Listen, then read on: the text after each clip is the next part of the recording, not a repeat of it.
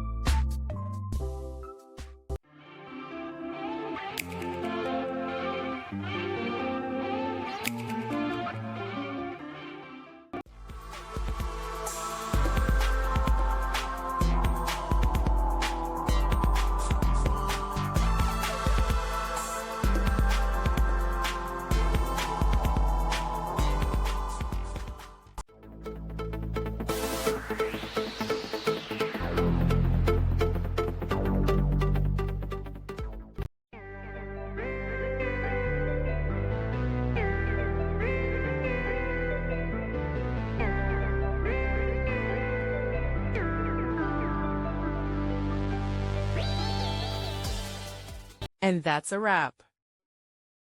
I hope you found the answer you were looking for. If you did, take a second to hit that subscribe button. It really helps out. And let me know in the comments which solution worked best for you. See you next time in the debug zone.